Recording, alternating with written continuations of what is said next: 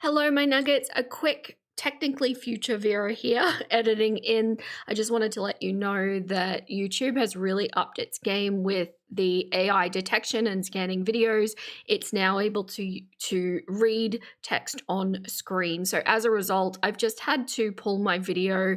I'm going to blur out some words that are appearing in the video and re-uploading it to make sure that it's all nice and policy safe. But this is what we need to do when we're talking about this kind of topic. So hopefully you enjoy. I don't think it's going to remove anything from the actual video.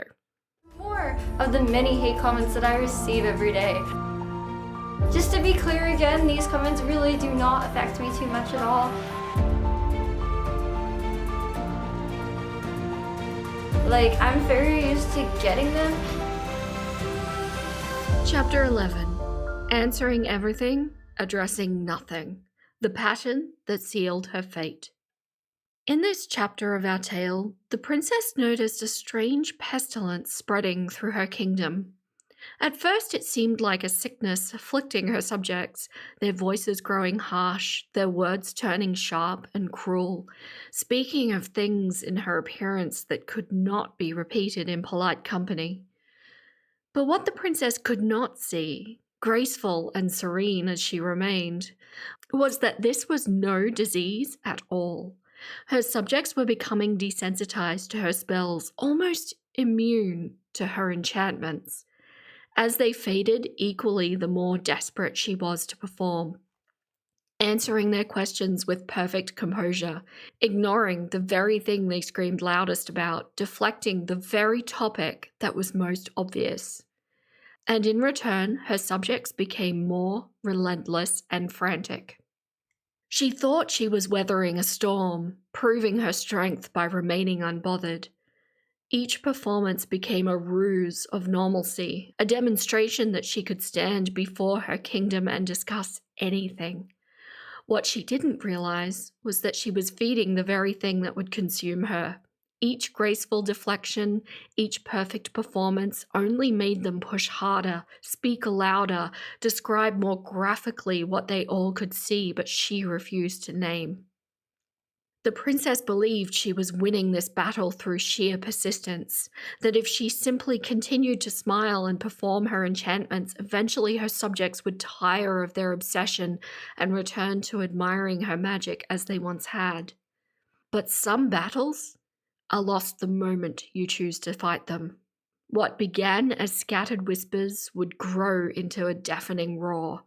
What felt like isolated incidents of cruelty would become the defining narrative of her entire reign.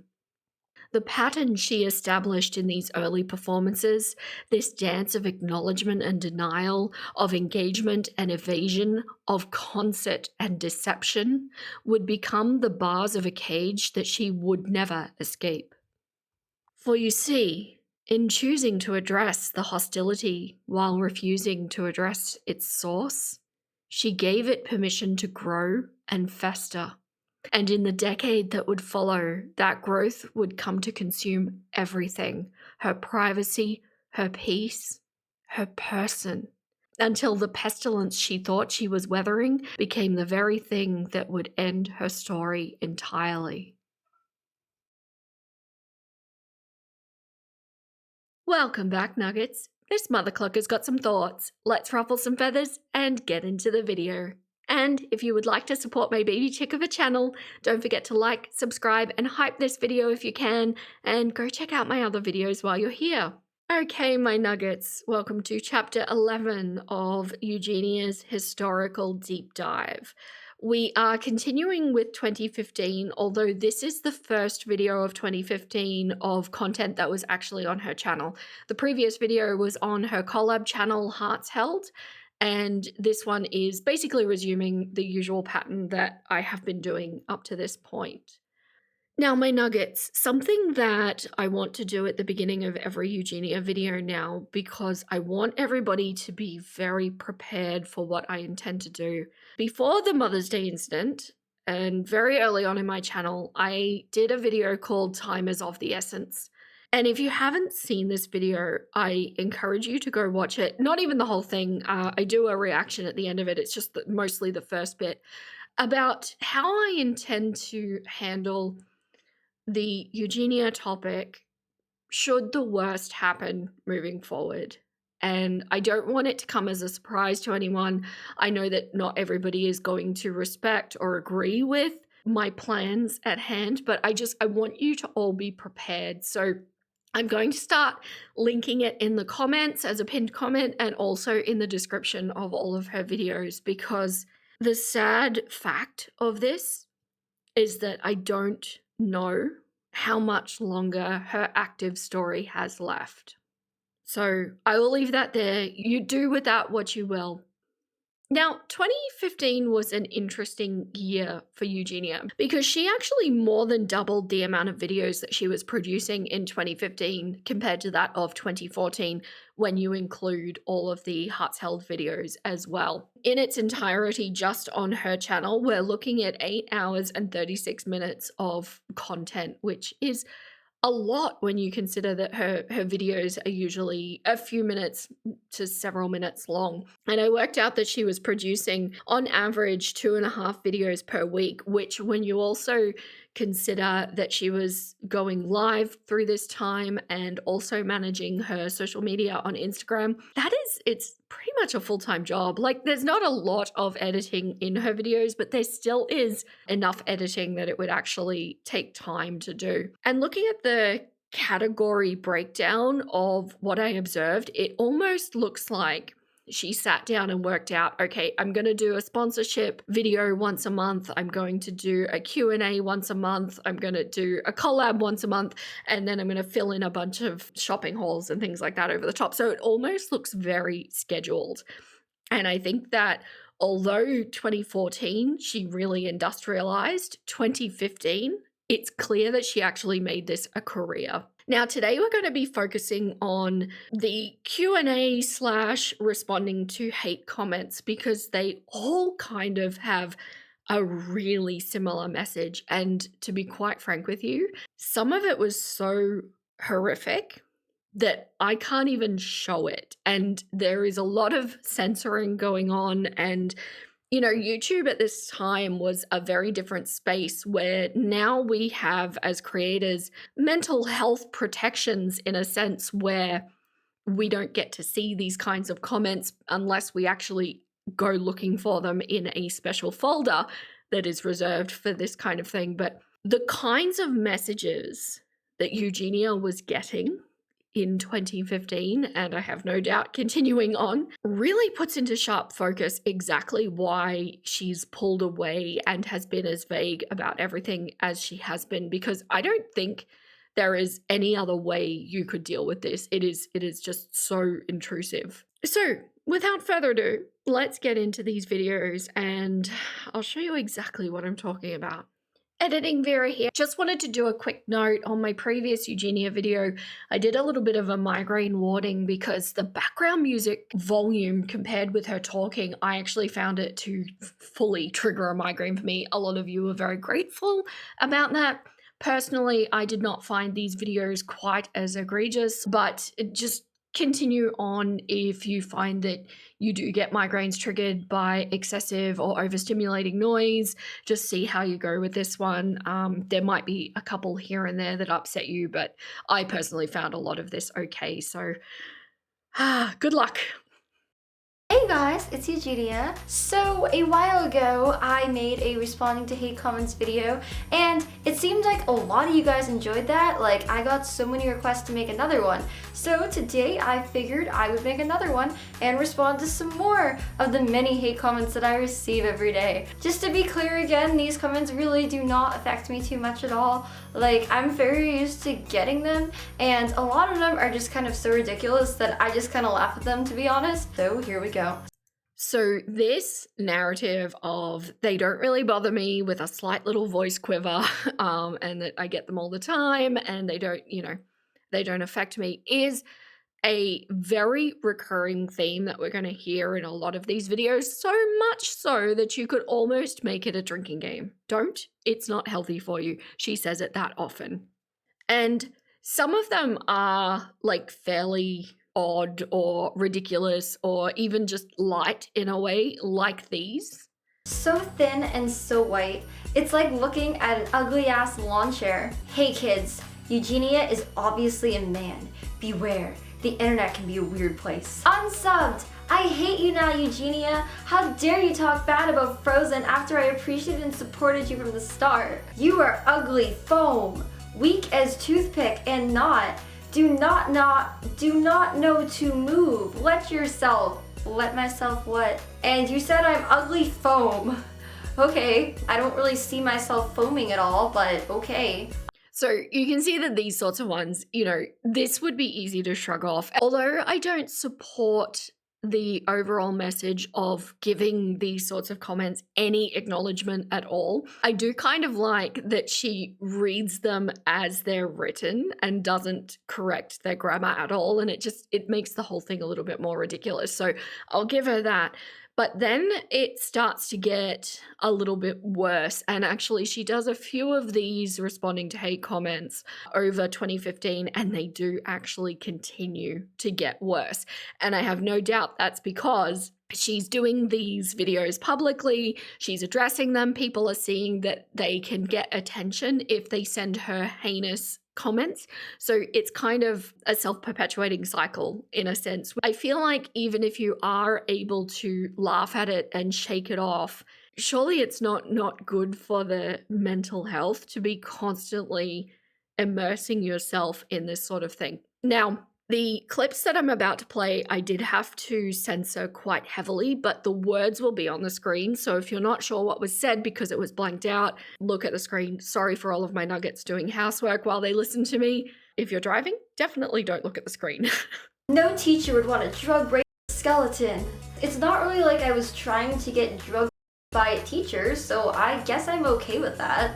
Put yourself in the basement. Why in the basement? I mean, what makes the basement such a significant place? I can see her eyeing the razor right now, thinking of all the bad decisions she's made, thinking of all her failures and inadequacies.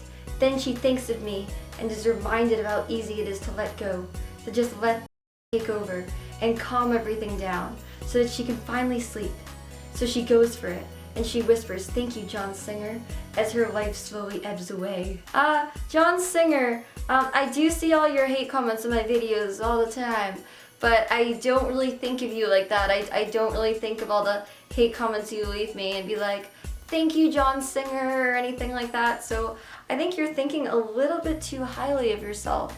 And so this last one in particular, in my opinion, and in my experience, this is the most dangerous kind of comment to be giving attention. She's acknowledged that she's seen multiple of his comments on her videos, and clearly it's a solid, very descriptive paragraph that has now been read out. And I would just hate to see this kind of, hopefully it's just a troll, but if it is what it looks like, I would hate to see this kind of unhinged person escalating behavior into stalking territory or harassment of a different nature. And it's concerning, and this is the danger. I feel like if you're going to do a video acknowledging hate comments, keep them light and silly, like the fence post comment or the ugly foam.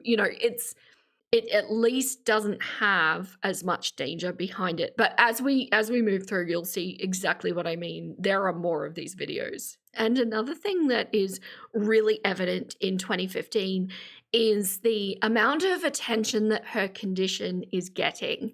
Although we have seen it all the way from 2011 through to now, it's been more of an oblique way, oh, what's your favorite kind of candy, or do you like pizza, and things like that. So it's a bit more veiled.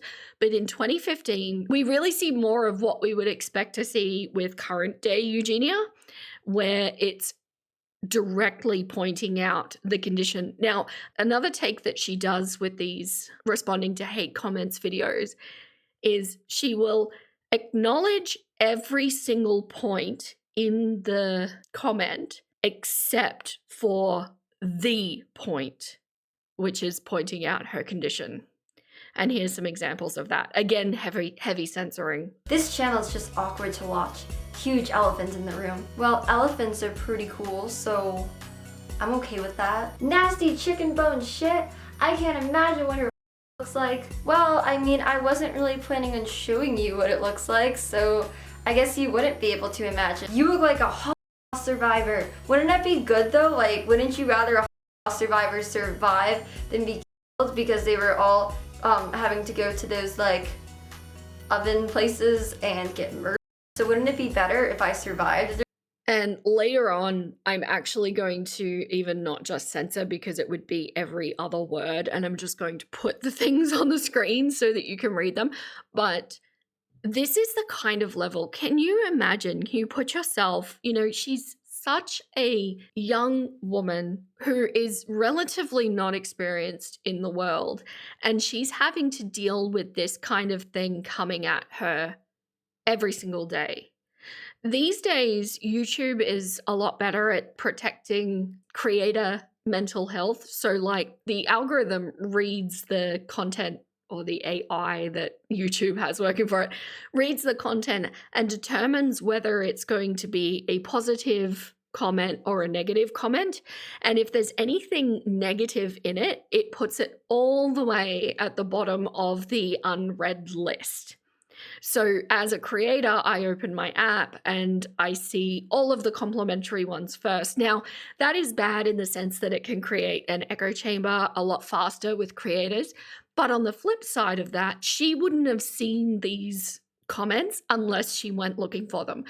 Compared to back in the day, and even not that long ago, to be perfectly honest, it would just show you whatever was the newest. So back then, not only did she not have the mental health protection of the ordering of the comments, but they didn't have that automatic, you know, hide it away into a sealed folder that nobody can see unless they get automatically approved. And I don't know if any creators intentionally go into those folders. I don't. I mean, there's nothing good that can come of looking in those folders, and yeah, I'll just leave it there. Alright you guys, so those are all the hate comments that I'm going to read for today.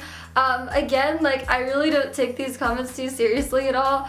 I just kind of focus more on you guys and all you guys who do leave me such nice comments. And yeah, I don't think you guys should ever take these kind of comments seriously. I always feel like if people waste their time hating on people, they must not really have the best lives themselves to be putting all their energy towards just sending hate comments to people instead of focusing on something they do like or doing something themselves. It's actually an interesting phenomenon that I would love to see if there's been psychological research papers written about the kinds of people that just feel the need to put negative comments on things, because I agree with her. It is kind of, you know, when you're somebody who wouldn't go out of their way to put something mean, do you know, I can't even on Audible give a subpar review on somebody else's art form that they've created just because I didn't like it. I can't even do that. So I can't get myself into the mindset of commenting something negative on somebody's video. I just wouldn't do it. Eugenia wouldn't do it, you know, and it is difficult to get yourself into that headspace. But at least she kind of ties it into a good message of bullying, even if it is extremely thin and even if it is kind of grasped at. But you can see what I mean, where her saying that, you know, it doesn't really bother me, you know, it doesn't at all read truthful. And how many times, my nuggets, for you, would you have to hear this before you start to doubt it? Because there's more coming. This next video we're going to look at was actually a true Q&A video. Now, when it comes to the Q&As, I'm going to take out anything that is redundant that we've already heard, like favorite band, favorite Panic at the Disco song, favorite outfit, are you an emo, you know, things like anything that comes up a lot, I'm just going to get rid of.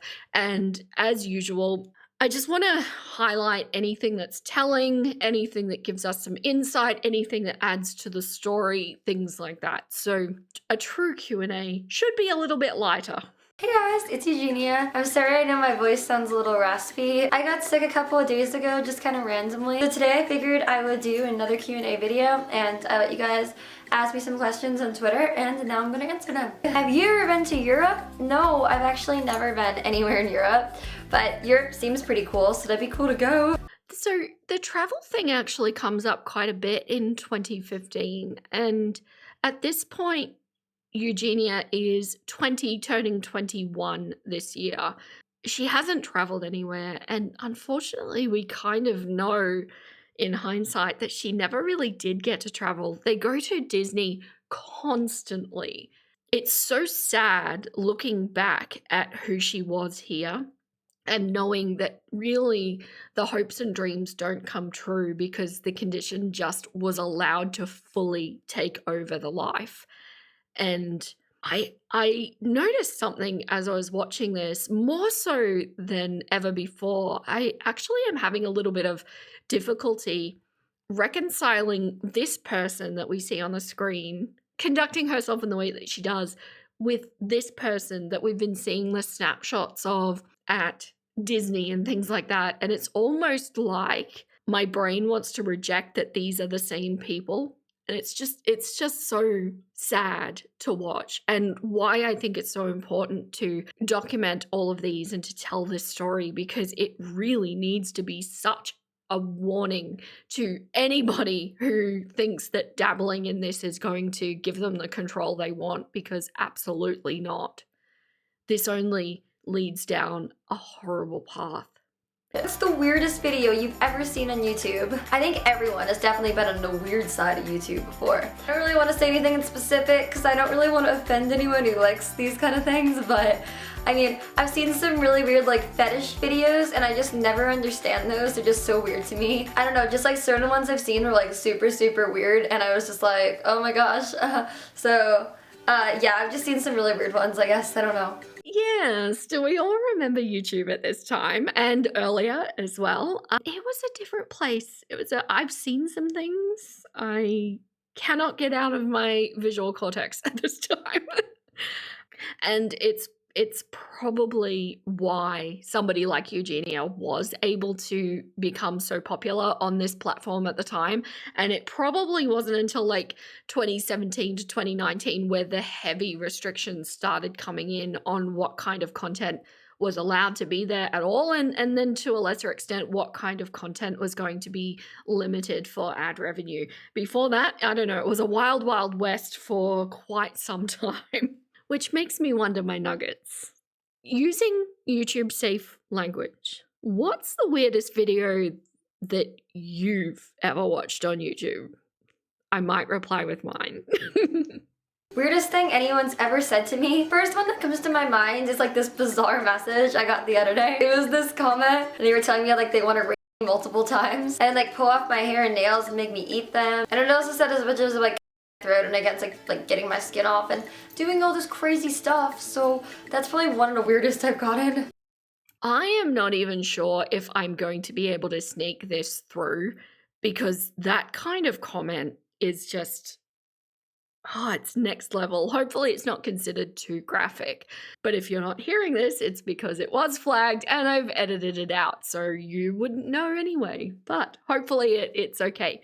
But again, even though this is a Q&A video, we're still venturing into responding to hate comments, and not just hate comments, but those extremely graphic and extremely weird comments that really shouldn't be given any attention to. And it actually makes me wonder, because I know that Eugenia did have some issues with stalkers or with people being inappropriate with boundaries, and I wonder if there were any links to these kinds of people leaving these kinds of comments. What do you like best about yourself? I mean, I'm not really someone who like looks at himself like, oh my gosh, there's so many good things about me, I'm so great. But I don't know, I mean, I try to always be like a nice person, treat people right, so I guess it's good to be a nice person.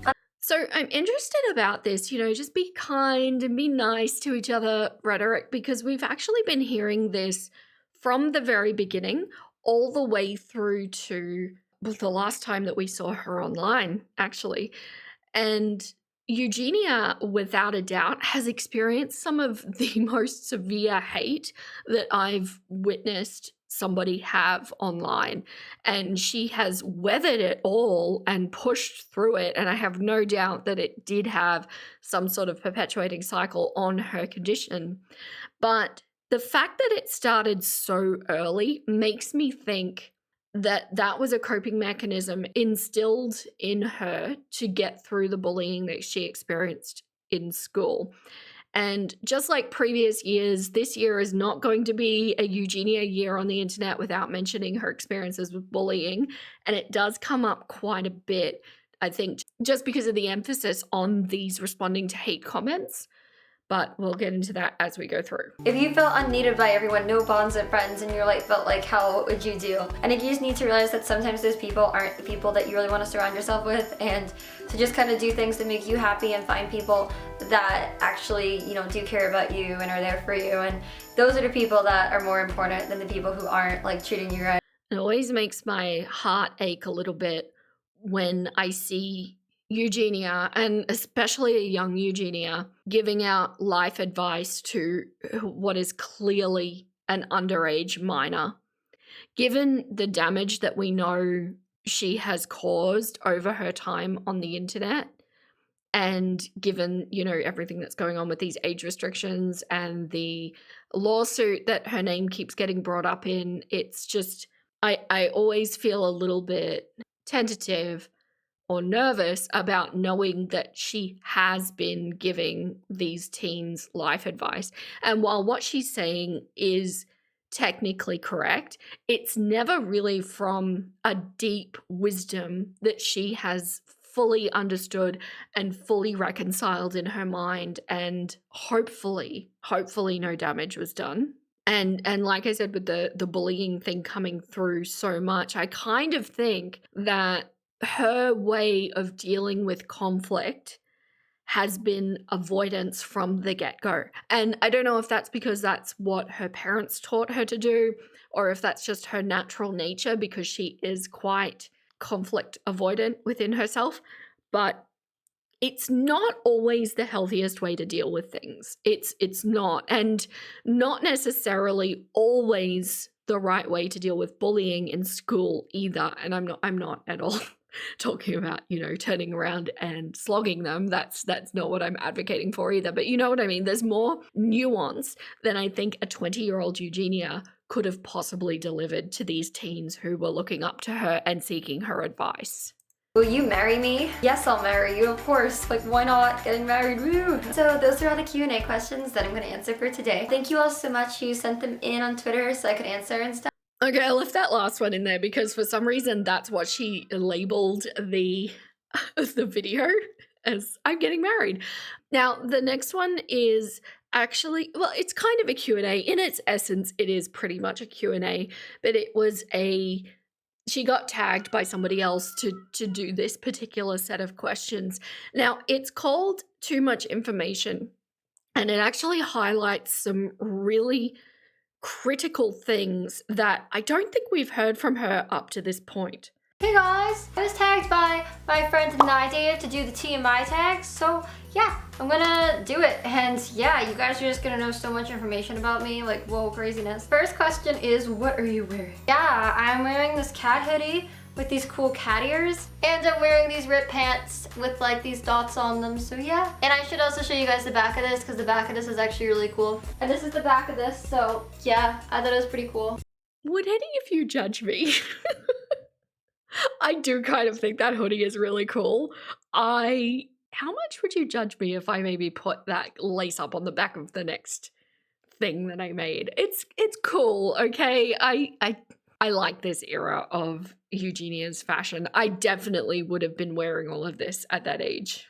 Ever been in love? I mean, I've definitely liked people before, but I think that like in love can kind of be used too loosely sometimes, so I'm just gonna say probably not. So again, like the travel, I find these sorts of questions and answers really sad, and it's actually quite heartbreaking because what we have here is a young 20-year-old who hasn't experienced love, which at this point, not unusual at all. And I think it's actually unusually wise of her to be able to say, I think love is thrown around a little too easily, so I'm going to say, no, I haven't experienced it. But what is sad is that we know that she hasn't from this point to current day experienced it either, unless it was a very, very private relationship where nobody ever had any inkling that there was something going on. Accommodating for, a lot of people and how they view love and the importance they put on it. I just personally, speaking from my experience, I think it is one of the most wholesome, purest things that the human experience has to offer. And it is wonderful to have had it and experienced it. And I would have wanted that for Eugenia if that's something that she wanted at all in her life. But the fact that we're pretty much looking at her here in 2015, and then we know that 10 years later, her social media career ends 10 years later. It's like she got frozen in time when her YouTube career took off.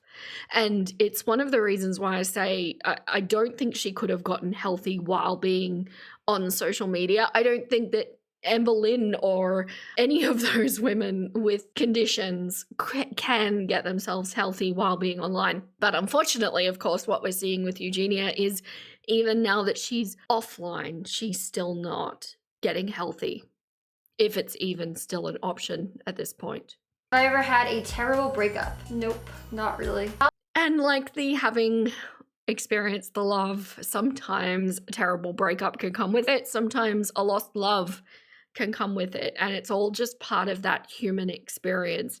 While some of these experiences feel awful when they're happening, there's definitely like a balance to life. How can you define the best day that you've had of your entire life without the worst day to compare it to? When we're looking at a young woman like this who's had such limited life experience, it's kind of like everything is muted.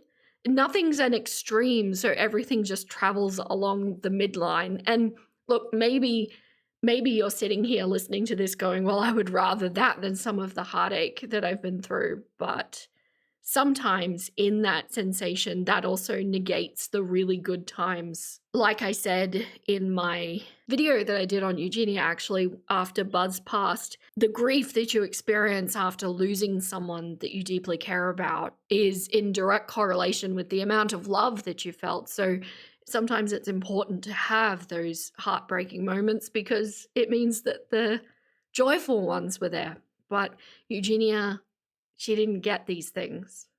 And now we're at a point where it's looking like she might not get those things. How much do you weigh? Anywhere between 0 and 1,000 pounds, guys, totally. I mean, nobody thought she was going to actually answer, right? I think there was one clip, one time, where she kind of acknowledged that she was a similar weight to somebody else that said something. And unfortunately, I think this question was part of the list of questions that's part of this game that she's playing. But that is not a healthy question to be throwing at somebody with a condition like Eugenia. It's the fact that she kind of played it off as a joke is probably the healthiest way that she could have dealt with that. But I have no doubt that that was difficult. Any tattoos? I don't have any. I think tattoos can look really awesome on like a lot of people and stuff, but yeah, I'm just super boring and I don't have any right now.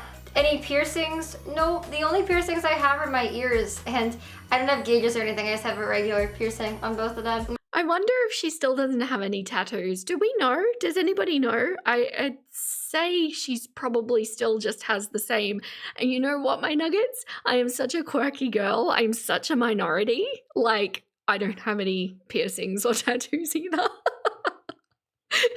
And like back in the day when I was in my youth, it was considered alternative, like a minority had all of these things, but now it's considered the norm, and now I'm a minority. It's interesting the way times move. Where do you go when you're sad? I spend most of my time just kind of like in this room, I guess, regardless of my mood. So probably right in this room where you're seeing right now. Reading between the lines of this is so devastatingly sad. So we know that Eugenia is an introvert, obviously, and I don't want to diagnose her a lot of people have brought up that she's clearly on the spectrum in some way, shape, or form. It's likely, since her brother is also on the spectrum, that we know of. But I think with these sorts of things, it's evident that Eugenia has a lot of anxiety, a lot of social anxiety, and probably a lot of anxiety in general. And whether that's hand in hand with a spectrum disorder or like an OCD thing or whatever, regardless of its cause, it is very, very risky to allow these sorts of things to fester. And the last thing you want to do, even though it feels really good, the last thing you want to do is isolate yourself into one room or one location. And it's not healthy for the brain. And a few of you have asked in my first Eugenia video that I ever did, the She's Back video, I went through my fear monster concept. And I keep meaning to do like individual videos just on these one-off concepts so people can listen to them. But when you're dealing with fear, the worst thing you can do is give in to the fear, because it allows the fear to grow and compound and basically get worse. And the fact that we're seeing Eugenia already being so restrictive 10 years ago in her movements. This is the room where she's happy. This is the room where she's sad. This is the room where she's angry. This is the room when she's bored. You know, this is the room where all of the things happen because she doesn't go anywhere. And I've said in a past video as well that I think homeschooling can be really risky in this forum around people like this, because it can just serve to isolate them further. And while homeschooling can be a really good experience for some people, I think for Eugenia in particular, it was devastating. And had my mother have gotten her way homeschooling me, it would have been crippling for me socially. And I had a hard time anyway. So I just, it's sad to see this, because we know that this is pretty much her life in 2025, 2026 as well, outside of Disney outings. Have I ever been in a physical fight? No, I'm not really a violent person, so I mean, I don't really try to start physical fights with people or anything like that. I mean, back when I was in school, I've had people kind of like throw me against lockers and reach into my bra, which was weird one time, but I never like physically fought them or anything like that. So no, I've never been in like a physical fight. So this clip is so telling on so many levels, and this is going into a little bit more detail than we've ever heard before, because we know that she's had bullying experiences in school. But there's bullying, like name calling and things like that. And then there's people physically putting their hands on you. And that is described in violence. And it's also described in SA. The fact that we're hearing this delivered in such a flippant way, and this is not the first time she's done this, where she just drops these massive bombs in a way that is just like, oh, I'm just answering a question, you know, and it's just in this story. I actually find this really telling, because what that might indicate is that boundary violations, inappropriate touching, and inappropriate relationships were normalized early. And although do not take what I'm about to say as excusing her behavior, because Eugenia in this realm does have some things to answer for, but I just want to perhaps provide an explanation for the behavior. When it comes to how she handled a minor being mistreated in her Discord, she turned around and defended the perpetrators, essentially. I'll have to do a video on it. I haven't gotten to it yet. It's on the list. The list is long. But it kind of puts things into context when you consider that the person who was supporting the perpetrators has a skewed view on the world due to several incidences that happened during formative years. I don't think it necessarily creates a want to defend the perpetrators, but instead a skewed perspective on what reality is. Does that excuse it? Absolutely not. She mishandled it badly, really badly. But I just wonder if there's more of this going on, because it seems like the more years we travel through with Eugenia, the more of this comes out. And clearly, there is something grossly amiss with her formative years in one way, shape, or form. Turn on, having cool hair. A turn off, you know, maybe if you, like, someone had a super long beard, I probably wouldn't really, like, you know, maybe that would be kind of a turn off. Not to say there's anything wrong with having a long beard though. I mean, maybe you can like pull it off and make it look cool. Like, you can be like Santa Claus, and everyone knows Santa Claus is pretty cool. Want to have that, you can, like, I'm not judging. She's so uncomfortable criticizing people that she can't even say that her personal preference is that she doesn't like long beards. And that's okay. That is absolutely okay to have those personal preferences. But I thought it was interesting, the hesitation that, like, she delivered the compliment about cool hair really confidently and really quickly, but then there's this like prattling after having said, "Oh no, I don't really like long beards, but I guess, you know, Santa's pretty cool." It's just, I don't know, it's telling where her mindset is and who she is and how she can't even deal with conflict within herself. It's like there's been no foundation taught to her of how we handle these things. And does that speak to a greater thing where she feels like she can't have her own agency over opinions like that? I certainly had that as a child. I know that many of you listening had that as a child as well. The lack of personal autonomy, whether that's what's going on here or not, I don't know. I'm just throwing out perspectives here, my nuggets. Last time you kissed someone, I think the last time I kissed someone, it was like this random dude who kind of just started forcing himself on me, and it was really awkward. So this story we have heard every single year that Eugenia has been online, and it is a horrendous story. If you haven't gone and listened to my previous Eugenia videos, I do recommend you do, because we kind of cover all of this as it happens. I just don't want to continue to cover it in every video. But this is a horrific story that kind of puts Deb into question as well, and it sparks far more questions than answers every time I hear it. But the fact that, okay, Eugenia's 20 here, I believe we first heard this story in 2012. So that was when she was turning 18, which means that that story must have happened before then, right? So that means that this young woman has never kissed somebody consensually and hasn't since. And I don't know, like, sexuality, it ultimately doesn't matter, because people can just be who they want to be. And maybe she is completely asexual and there is nothing wrong with that. I would just hate for the case to not be that, and instead be that her first experiences of intimacy were non-consensual or violent in some way, and that's what she's been left with for the rest of her life, because the condition changes the way you cognitively perceive things. And if you, sorry, shameless plug, I've just done an entire deep dive on the physiology of all of this condition, and it really shows how the ways of thinking can be so badly impacted. But, you know, if this is the life that she legitimately wants and this is just who she is, that's great. But statistically, it's unlikely that that's the case, and that is so sad. Favorite flavor of sweet? I didn't know that there were different flavors of sweet, so isn't it just sweet? Wouldn't that be the favorite flavor of that? So I found this comment interesting. The odds of her having had sweets, even as a child, is really high.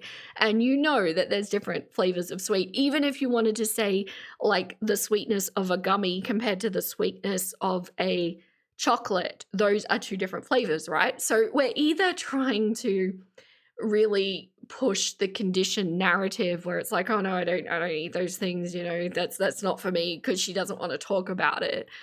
Or I kind of wonder if she legitimately doesn't have the same sorts of taste sensations that everybody else has, which is possible, right?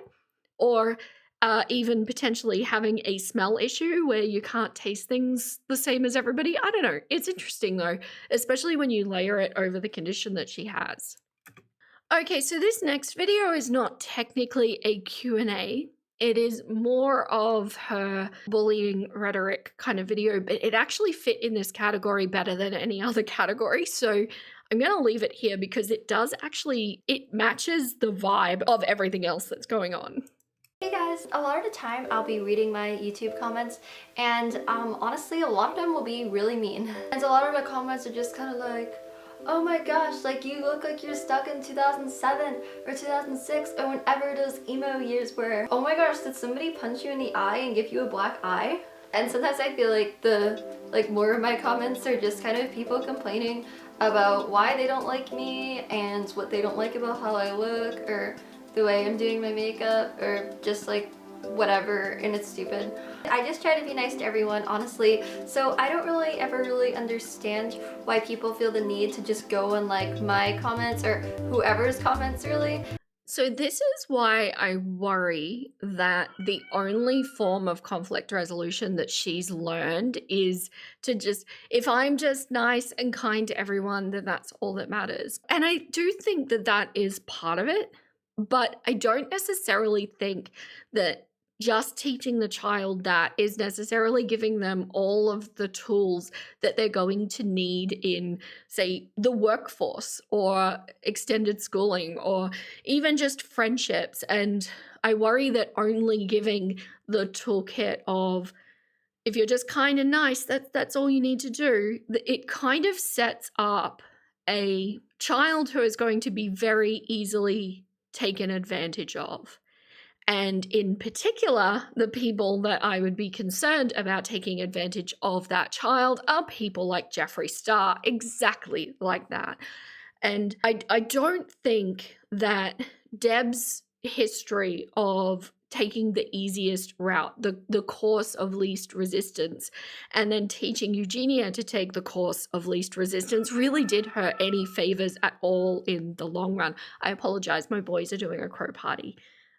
They want to be part of this video and saying hello, as they like to do.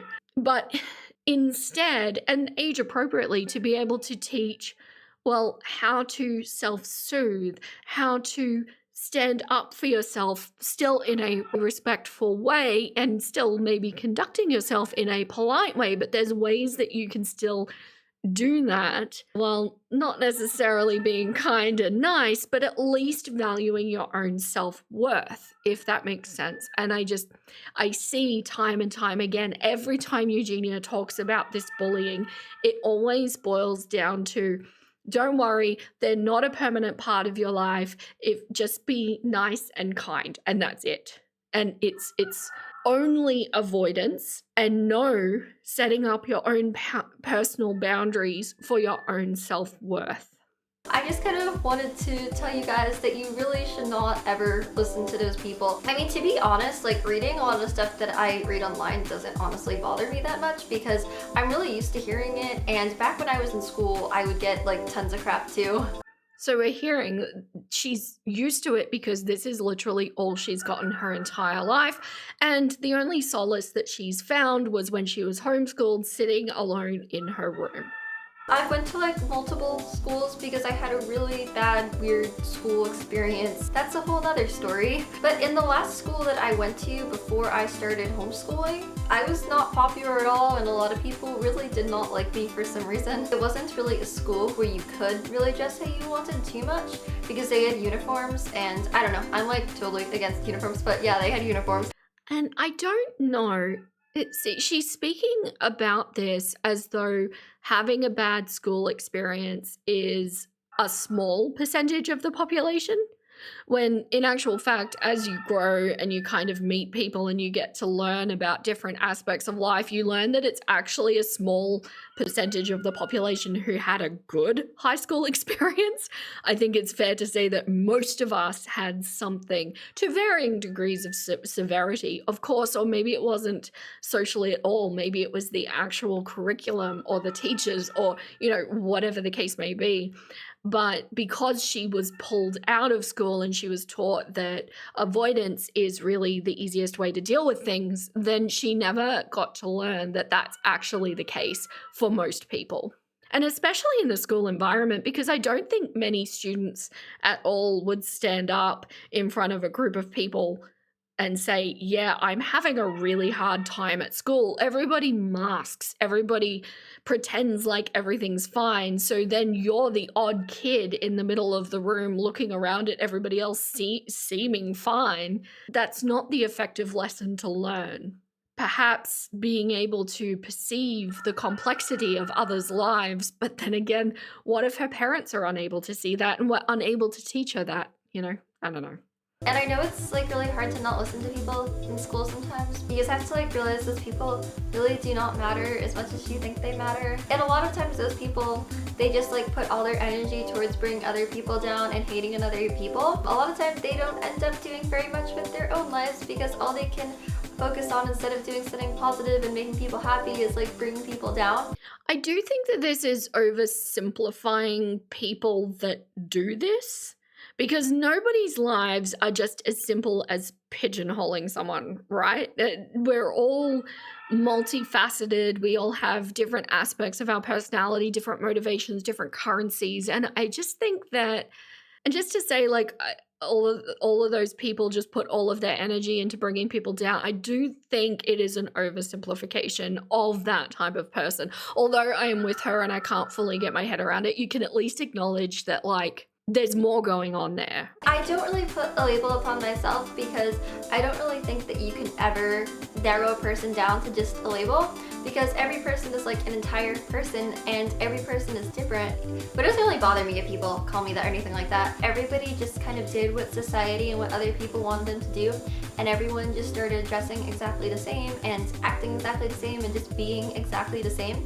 Then think about how boring the world would be because no one would be different. We would all just be exactly like. So she acknowledges that she doesn't want to put a label on herself because she's more complex than just a label, which is correct. But everybody is also more complex than just being a label. And seeing a negative comment one time from one person is not necessarily enough to label that person as just somebody who puts all of their energy into bringing people down. I had a comment once that was just really missing the point, and I didn't get my back up with this person or anything. I just explained, and the person actually responded saying that they're sorry, they just had a really hard day and it was just, you know, they weren't thinking, and it's fine, that's okay. You know, we are all those complex creatures with those complex responses and things like that, and there is I think a disconnect with how Eugenia sees herself versus how she sees the people outside. Having said that, if I was receiving the amount of hate that this young woman was getting, I think I might also struggle to see people as complex creatures. Okay, so the next video for 2015, this is technically a truth or dare. Now, why this is in the Q&A section is because Eugenia rarely does the dares, or if she does that, they're kind of, you know, half-heartedly done. Most of the time, it winds up being a question of truth. Hey guys! So I wasn't exactly sure what I wanted to make a video about today, so I went on my Twitter and I was just kind of like, hey, what do you guys want me to make a video about? A bunch of you guys were like, oh, you should do a truth or dare video. So I guess that's what I'm gonna do today. Now, I'm like super lame at these and I don't really do any extreme dares, so I'm very sorry if this is really boring to any of you guys, but you know, I'm gonna make this video anyway. So she said it herself. I'm not at all surprised that she's struggling to think of things to do. There are so many videos being churned out this year that I think it would be quite stressful to try and continue to think up new and fresh content. So the Q&As are really good, or the truth or dares are really good kind of lazy content, because essentially the viewers are making the content for you. You don't have to think about it. And I think that's why we see so many of them this year. Now, a lot of them are fairly inane and kind of trivial, like this. Sarah Kitty dares me to be a cat. Kelsey dares me to lick the closest thing next to me. Alright. The demon of Vox MC dares me to call people on party line and immediately tell them that I love them. Hi, I just want to tell you I love you. Really? Yes. I love you too. Oh, thank you so much. Just, what are you doing? I'm doing some great things. I don't even want to tell you because what I'm doing is too exciting for for you to handle? Now, initially when I was editing this and listening through the first time, I was just going to put this in as just a silly phone prank like she's done in the past. But I actually want to kind of play this, most of it, not quite its entirety, but most of it, because this actually gets concerning and creepy fairly quickly. Oh, where are you guys from? Sorry, I probably should have known that. Okay, now we are sitting in, we are living in Dubai, Oh, cool. but we actually belong to Australia. That's awesome. I can send you an invitation if you want to. Invitation? Like a plane ticket? Maybe. How would you do that? You can just send me your address and I will send it to you. You want me to give you my address? I just met you. I can't know what kind of person you are.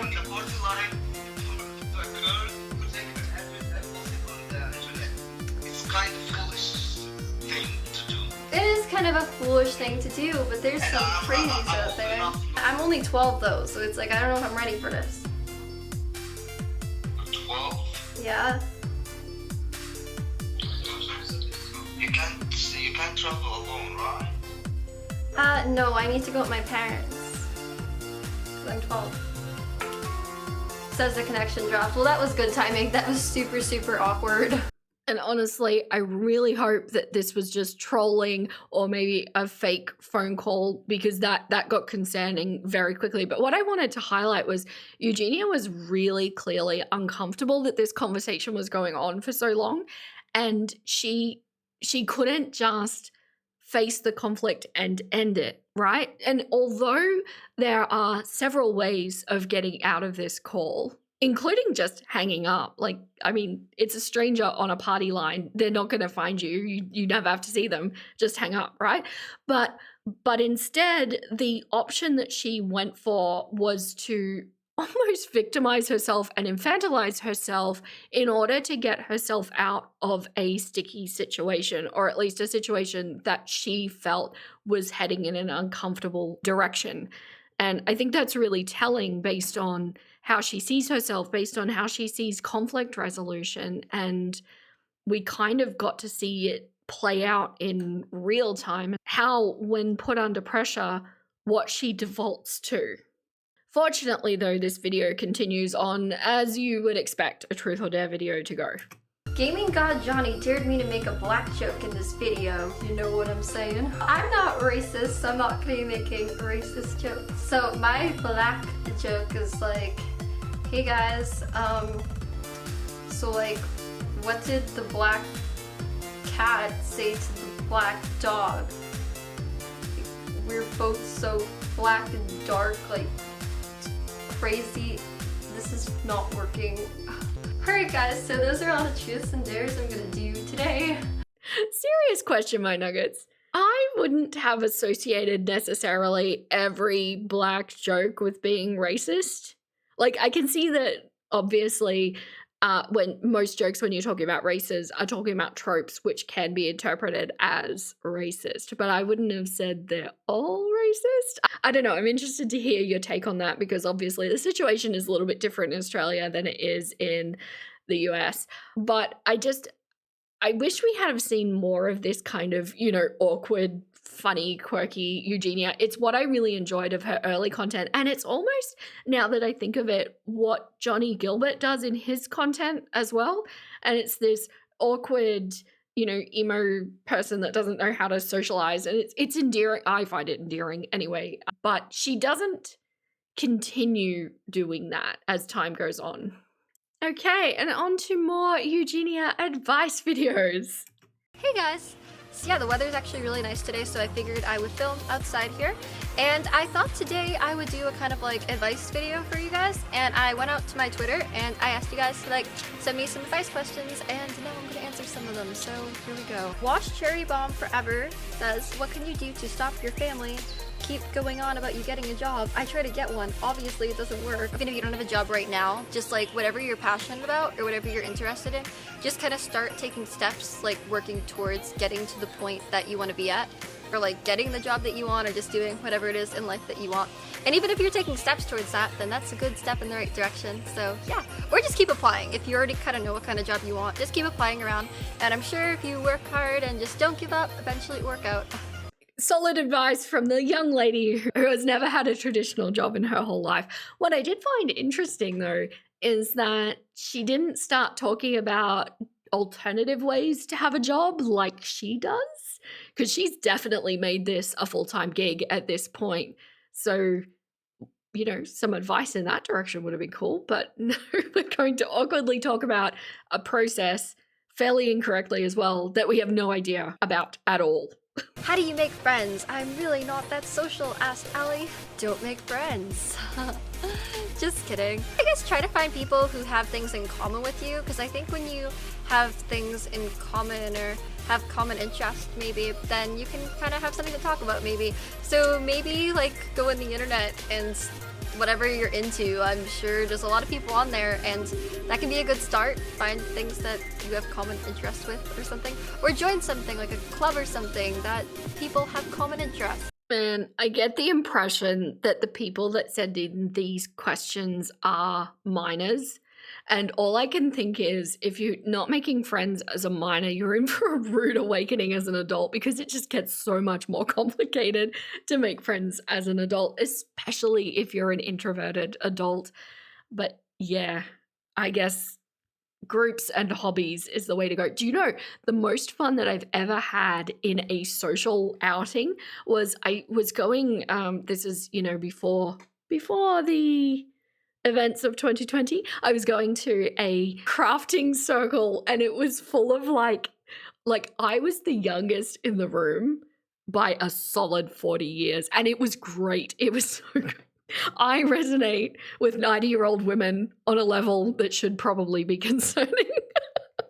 How to convince your parents to let you get a tattoo? I mean, I think you should be able to do what you want, because like it's your body, and if you want something, then you know it's your decision. Just make sure it's definitely something that you want forever, and then maybe just like explain to them it's not gonna like change you as a person. It's just kind of gonna be a part of you, but it won't actually define you or like change you as a person. And then hopefully they understand. If not, though, you know, when you turn 18, you can get a tattoo if you want to, regardless. All right, guys. So there's way too many bugs out here, and I'm kind of going crazy.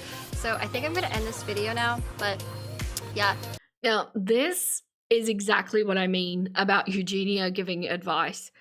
My first thought when I heard this question was, anybody that needs to convince their parents that they want to get a tattoo is either still heavily under the influence of their parents as an adult, or they're a minor. And so I'm thinking, Eugenia, are you giving the advice to a minor that it's your body, you should be able to do whatever you want?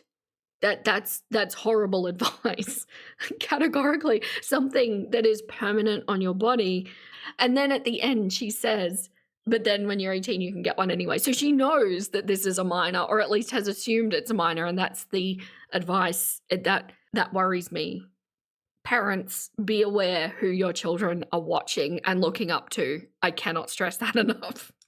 But okay, moving on to the next responding to hate videos for 2015. Hey guys, it's Eugenia. In the past, I've done 2 responding to hate comments videos, and you guys always seem to really enjoy those, and I always get a lot of requests to do another one. So I figured today I would do another responding to hate comments video. So I went to a bunch of my YouTube comments and just found some really not so nice comments, and now I'm gonna respond to some of them, so here we go. I'm unsubscribing you. You're so nasty. You always lie. You're so nasty. Bye, bitch. I'm never going to watch another video again. I'm also reporting this. My mom works for YouTube. She can delete your channel. She is actually working your channel right now. About to delete your whole channel and block you from watching YouTube or anything for 120 days.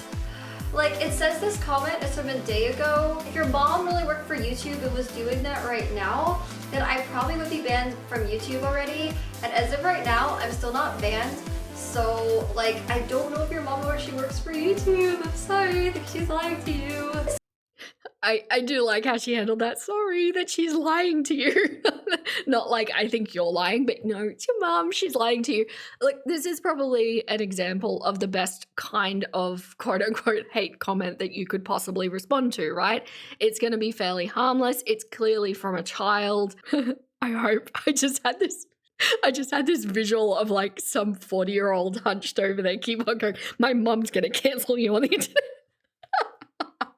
Never mind, this is just me cracking myself up over here. But we're starting light, my nuggets. Yes, we are. And wearing a chain like that is sexist. You're a woman wearing a dog chain, so that basically means you're calling women bitches. I just like to wear like chain necklaces. It's not like anything offensive. I don't see how wearing a necklace means I'm calling anyone a bitch or whatever.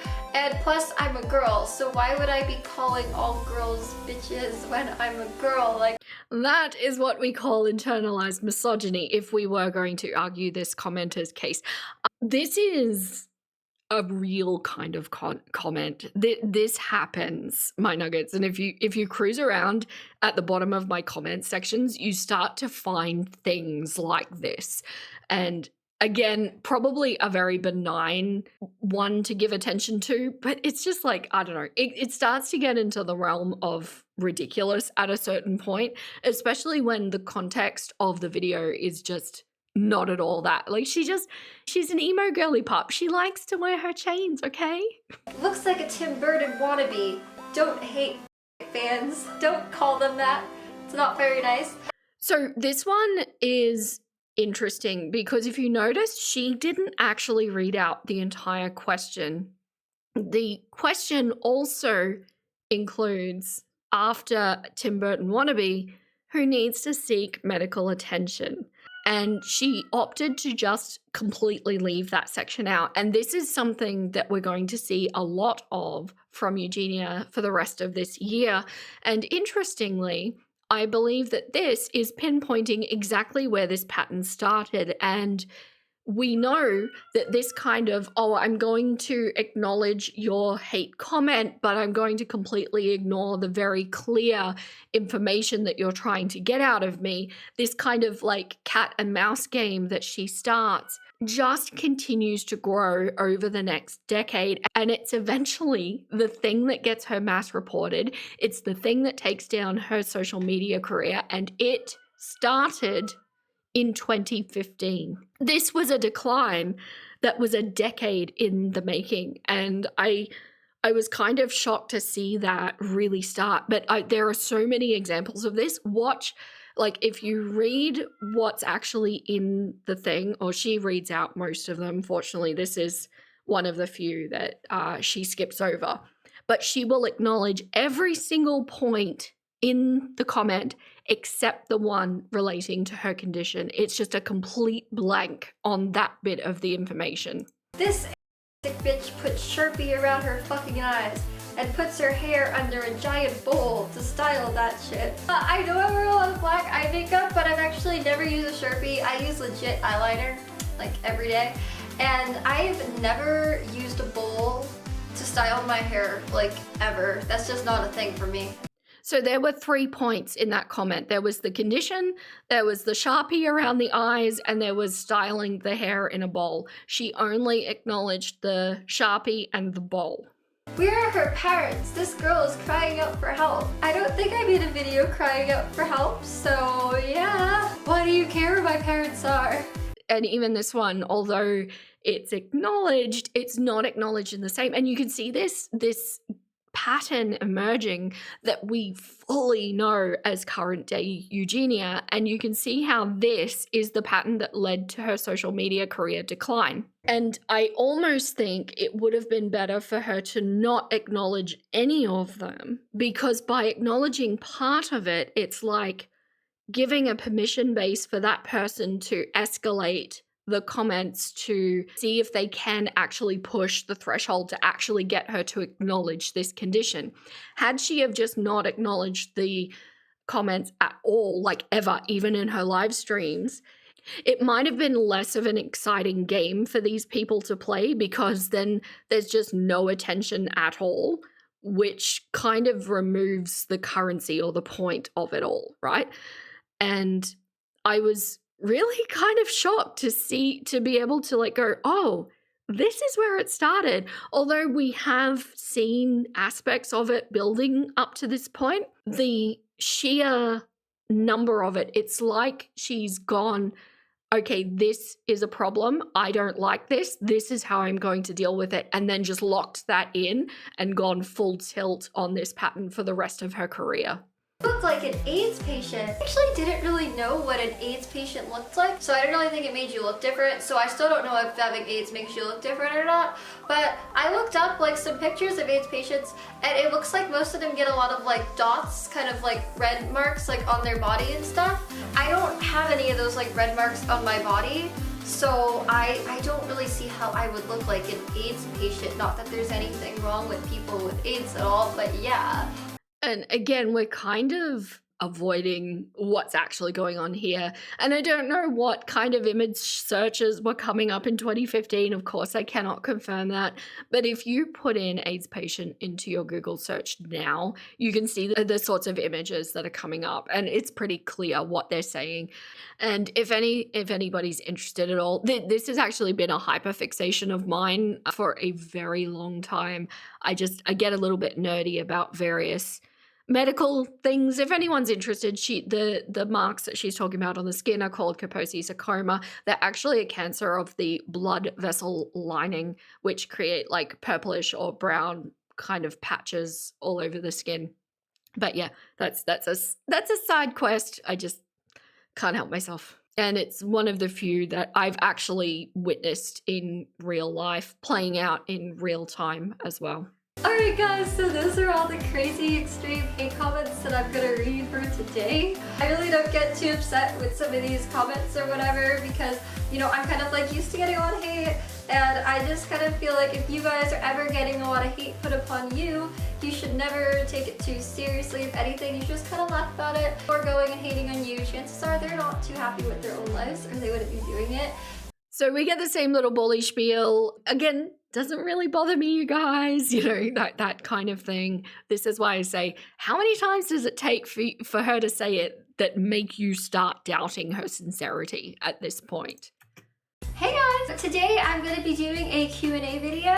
So I went onto my Twitter and I asked you guys to ask me some like Q&A questions, and now I'm going to answer them and stuff. So yeah. Mimi asked me, have you ever played Ouija? If so, did you have any communications with any spirits? I actually have not. Like, it seems kind of scary to do it, but at the same time I kind of feel like nothing would happen.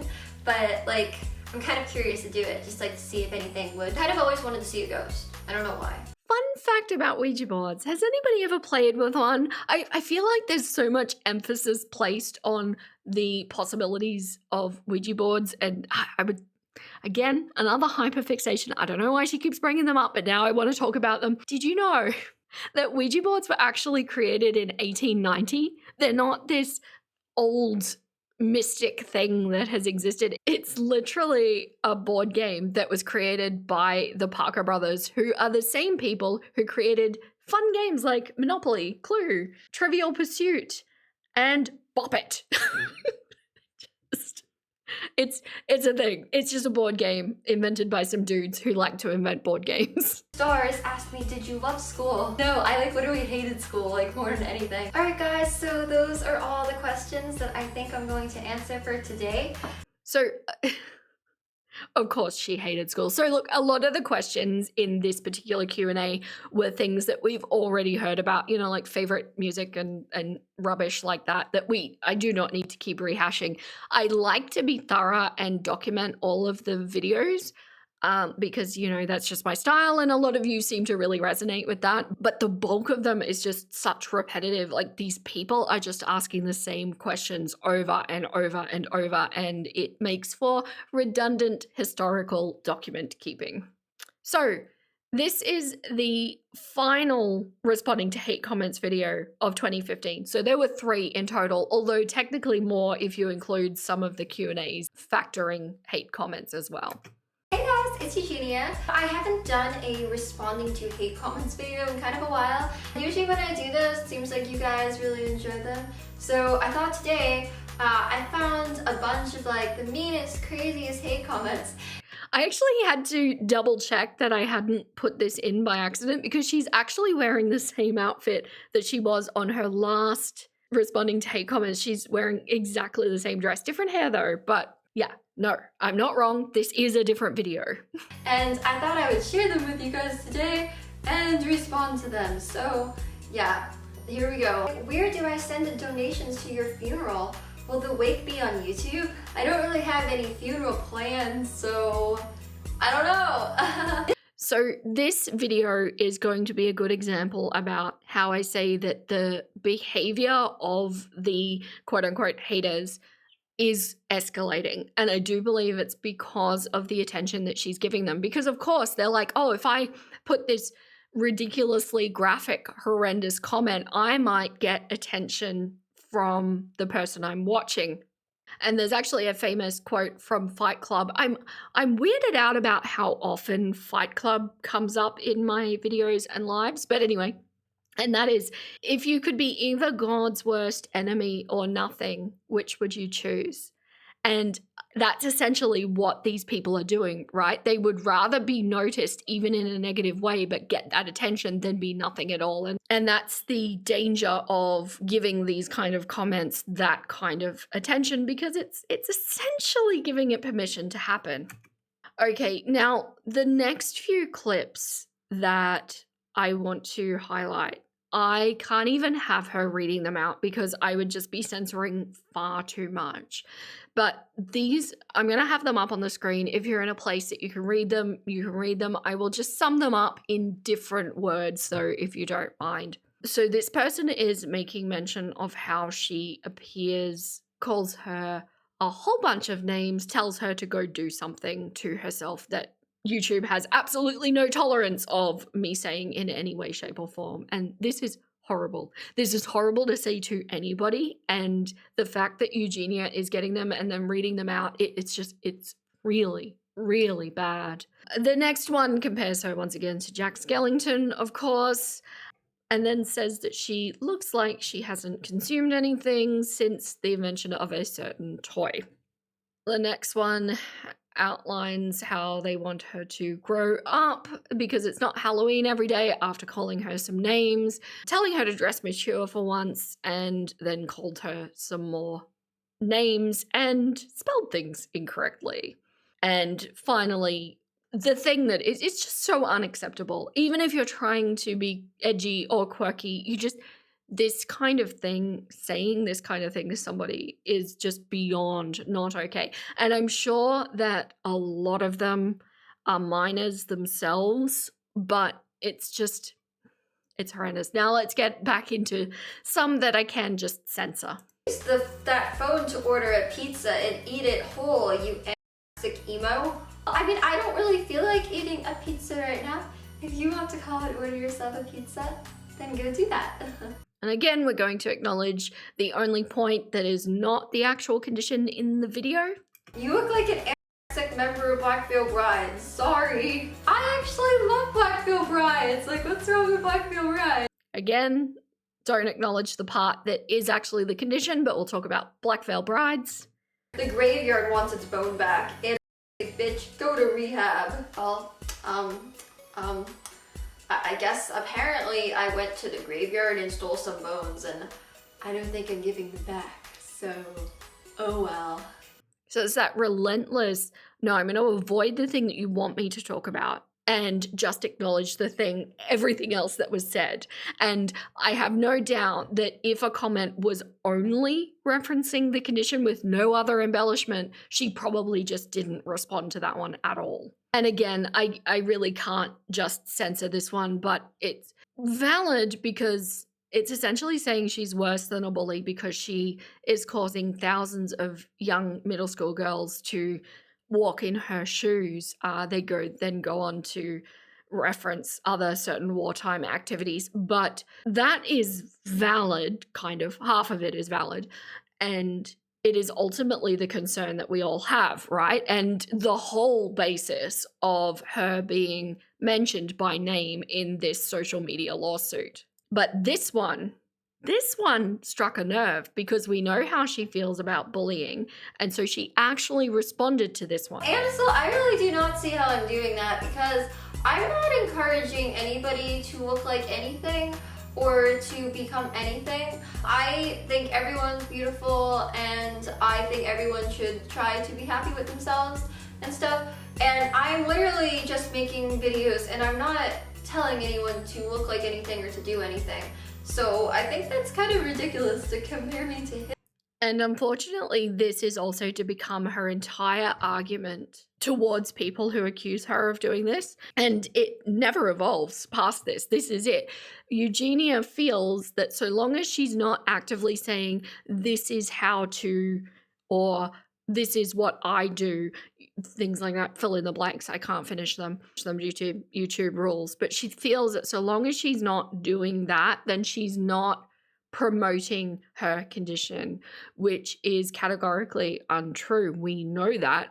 Several of us have known people or ourselves been influenced by Eugenia, even though she hasn't been using those words. And I think it creates a real issue in her brain, because on the one hand, she is so anti-bullying, but then on the other hand, she's being told that she is essentially doing that. And it is kind of, I mean, it's not really bullying, is it? But it is influencing vulnerable persons, and not just minors, but vulnerable persons, to potentially go down a very destructive, very unhealthy path. She seems to really struggle with that in her mind. And I wonder if that is kind of a core fear or a core delusion or something that happens within her mind. Alright guys, so I think those are all the very angry, not so nice comments I'm gonna read for today. Thanks so much to all the people that said those, like, super nice. If you guys ever get like hate comments or anything like that, I think like the best thing to do is just kind of laugh about it, because a lot of it's just like really ridiculous. It's like, don't ever let it affect you. Like, it doesn't really affect me because I'm very, very used to getting tons and tons of hate comments, and that's why I just kind of laugh about it, so yeah.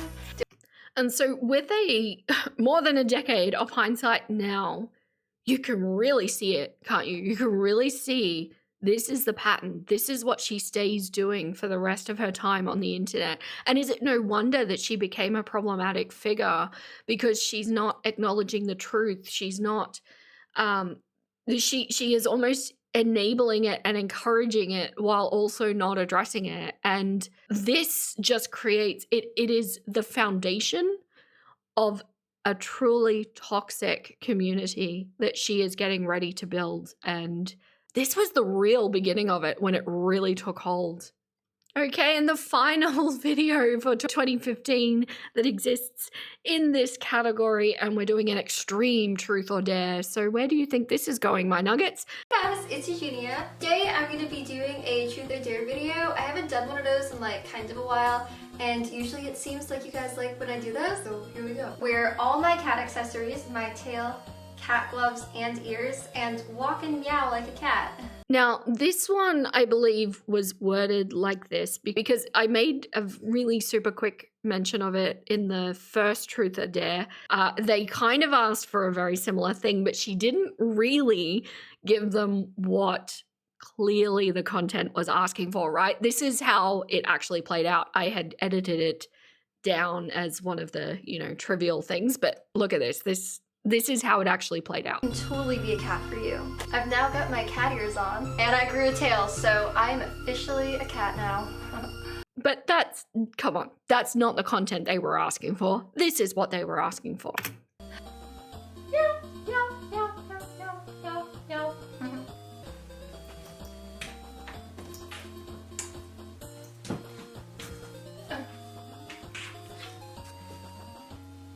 This is actually a very hard floor, so it's kind of painful to walk on.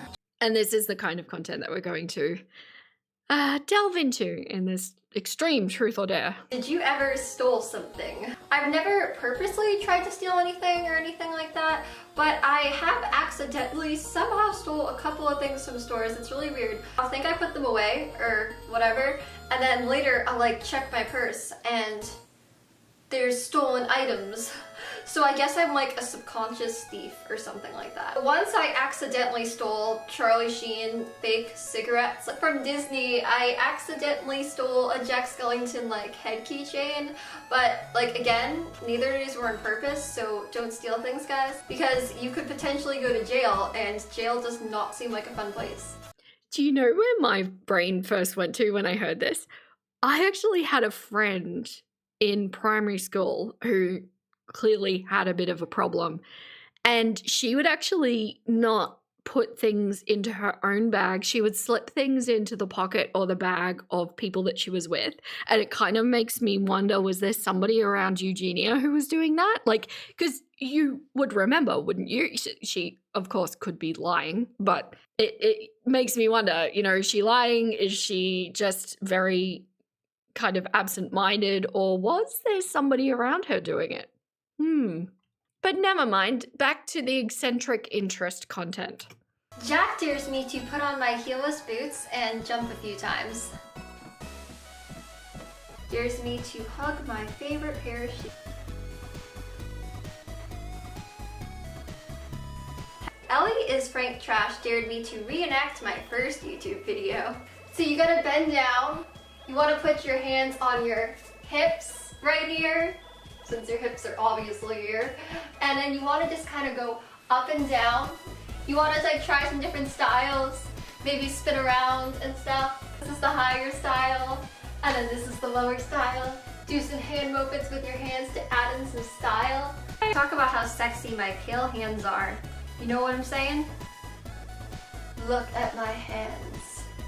Aren't they so sexy? My pale hands are so pale and so sexy because they're so pale. And look, there were some clips involving Buzz at the end of this, and I had them edited, I had them in there. I wasn't super happy with the way that she handled him. I don't really want to have it in my content. It's on her channel still if you want to see it, but I decided to just leave it there.